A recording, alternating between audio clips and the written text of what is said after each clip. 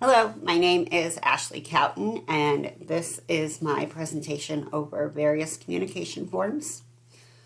One of the themes I saw was the importance of communications in schools. Different generations have different ways that they prefer to communicate. More and more people are using smartphones, and they're on different social media platforms, which those are great ways to communicate with those people. They also have different expectations when it comes to communication. For example, Generation X values convenience and efficiency, but they also view verbal communication as important. And then Generation Y, which are also known as the millennials, they prefer texting so that the responses can happen quickly. Family engagement can benefit students, educators, families, schools, districts, and communities. So using technology is a great way for educators to engage with families and then also increase communication and collaboration. And communicating with families on a regular basis is a step to long-term family engagement. Another theme that I found was tips to communicate with parents and stakeholders. So for those article summaries, it's good to set standards, communication standards with parents so that they know when and how to get a hold of you and where they can go to find that information. I think the when is important because as educators, we kind of set ourselves up to be communicated with at all hours of the day, and I do believe that we need to have our home time be home time. It's also good to offer both one-way and two-way communication. So one way is whenever you send a newsletter or something so that the families can't communicate back with you, they can't respond, but two-way communication is where they can respond. Doing that ensures that parents are receiving the correct information and that ensuring that they have the opportunity to respond when needed. Frequent communication between the schools and the parents or guardians about the children's progress is going to help support their learning. It's also going to increase their attendance and their grades, and it can also help decrease some of those challenging behaviors. It's really good to communicate with parents or guardians about what areas their child needs support in, but it's also equally as important to share the good news with the parents or guardians as well. Effective communication, it's important because it can help or it will affect the academic success and well-being of students. You need to understand your target audience to communicate effectively. And knowing your target audience is also a good way to ensure that each group is receiving the information that they need. Any communication needs to happen using correct platforms for different circumstances. It's also important to know each family's preferred method of communication. So if a parent isn't going to respond to a text message, you need to know that so that you know to call them, or vice versa. Another theme was tips to communicate with parents, or another that's continued for the article summary. Two-way communication should be prioritized when communicating with families because we want those conversations to happen. Two-way communications, doing that, families feel like they're actually part of the decision-making process. To make sure that this is effective, your school staff needs to tailor their communication based on the family's preferences. There are different forms of communication. This can include in-person communication. That's a lot of the parent-teacher conferences. Technology-based communication, that would be anything with smartphones, emails, texting, phone calls, that sort of thing. And then also written note communication, the notes that get sent home. Personalizing tech-based and written communication shows families that the staff cares about them.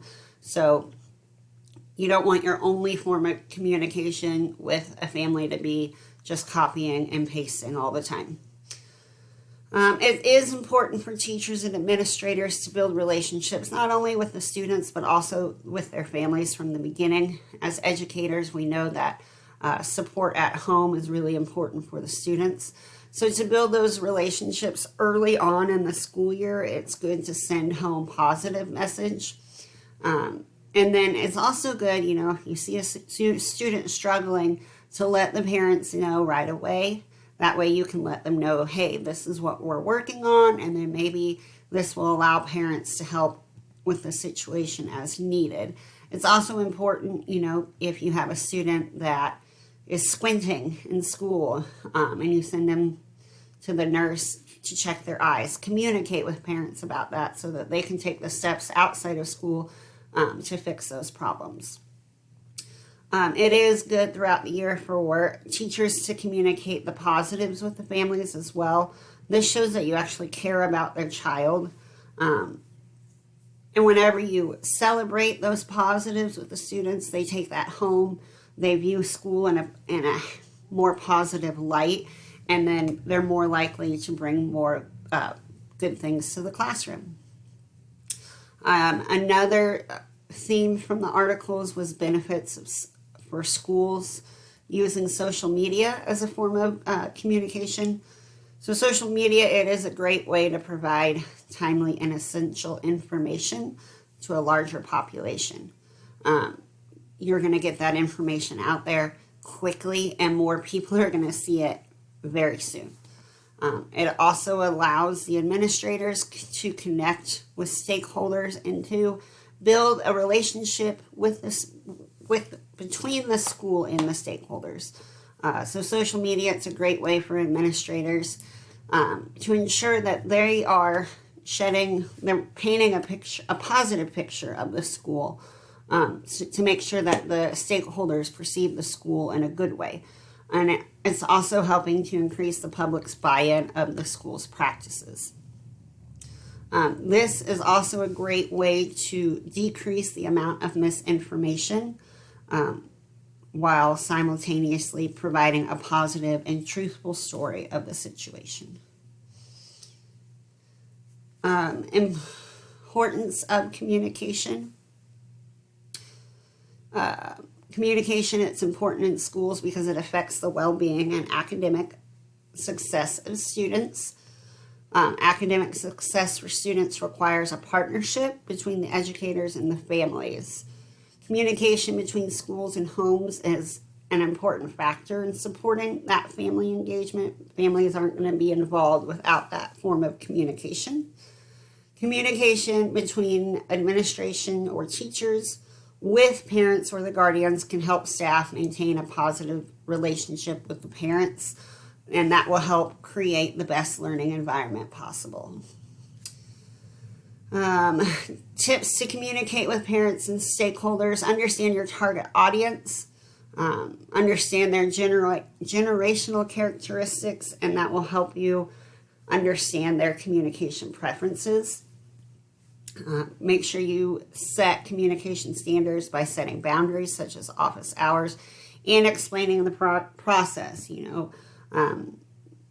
If you text me, you can expect a response within 2 hours, or a process like that.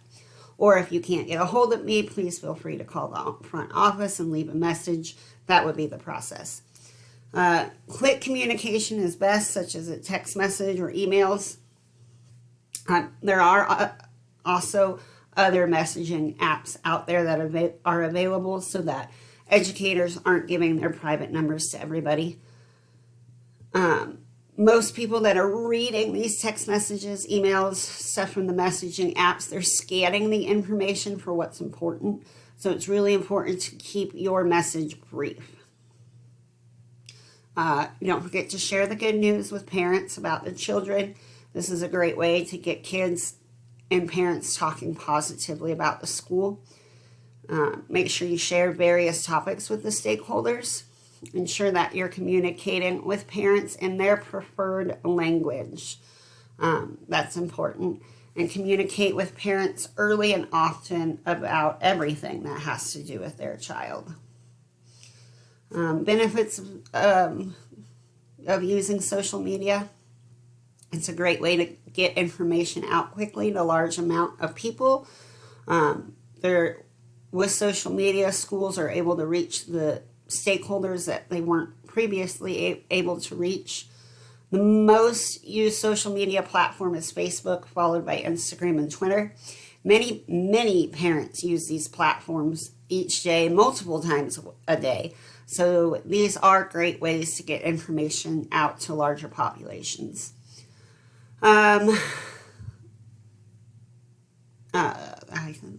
social media increases decision-making transparency, which can increase the stakeholders' trust in the district. So by schools using social media to be open and honest about the process, they're increasing the trust. Social media also allows schools to ensure that misinformation is not spread. Posting schedules on social media pages allows parents to find times to support their children in many different ways. So asking for volunteers, coming to see a class play, or let's post our parent-teacher conferences time. That way parents can find things that fit their schedule.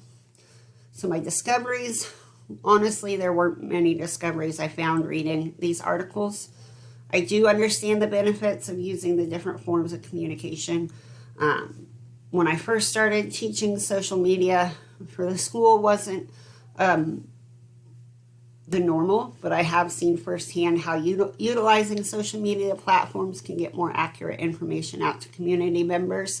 It's also a great way for schools to showcase all of the fun and happy and positive things that are going on in the schools. I did discover through this that there are certain communication tools, such as apps, that allow for communication to be translated in the user's preferred language. I have never worked with any students that did not have English-speaking parents, so that was new for me. So current use, I do use all three forms of communication. Digital communication is what I use the most. Text messaging, seesaw messaging, phone calls, emails. I guess phone calls would be the oral, and then in person. Living in a small town, I often see parents out and about in the community, and they'll stop to talk to me about things there. And then written communication is what I use the least. Anytime I send a note home with students, I actually take a picture of it and I send that message out on Seesaw as well. So teaching in a small town, I do know most of my students' families before they ever enter my classroom, and I have a lot of those family members' phone numbers. I encourage families to text me at any time. Texting me is the quickest way that I'm going to respond. And I also encourage my students, because I teach math, I encourage them when they're at home and they're struggling with homework, I want them just to pick up the phone and video call me. That way I can help them then and there. That way they don't struggle with the rest of their homework. My school utilizes Seesaw as a way to communicate with families.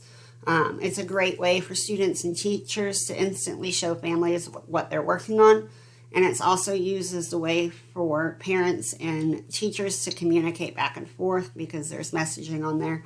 And teachers, we can also use it as a way to get information out to groups of parents, which makes it very nice. Our district as a whole, we utilize ThrillShare. So with that, any staff member, we're all able to post using this app. So we can post pictures with a caption. We can send messages to certain groups of people. So let's say I want to post pictures of my students doing something exciting. I upload it to the app and I type out the description, and it will simultaneously post to our school's website, our Facebook page, our Instagram page, and the school's Twitter page. This can also be used for teachers or coaches to send text messages or emails to families or students of specific groups.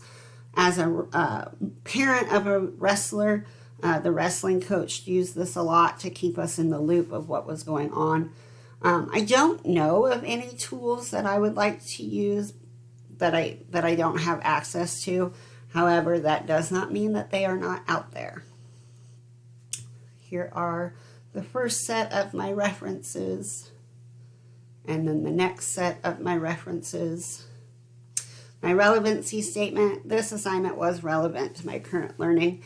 Being able to effectively communicate with families, community members, and stakeholders is a vital role for both administrators and teachers.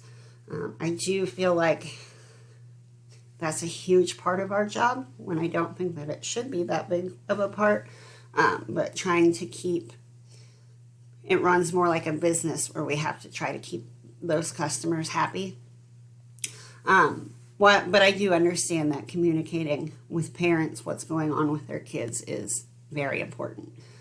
Before this assignment, I did understand the importance of communication and getting those family members and stakeholders engaged. It did remind me of the why, and that I definitely need to do a better job of taking the time to communicate with parents the good that's going on with their students. I'm not very good at that. My personal reflection: this assignment impacted me by reminding me that I am really lucky to live in a small community where everybody knows everybody. I do feel like that makes communications with families and stakeholders almost natural, and I feel like probably easier. Implication of this assignment was that communication is a vital part of student success, which directly correlates to the school's success. There are so many benefits to communicating with families and stakeholders on a regular basis. The communication will create a better culture for everyone involved. Influence of this assignment: it reminded me that communicating with parents is important, even when they don't think so. That is one thing that we have found, is that when we try, there are certain parents that when you try to keep them involved with what's going on with their child, they actually get mad and upset with them for contacting them. But even the bad communication is important for staff, because I believe that also helps us understand our students' home lives. And that's the end of my presentation.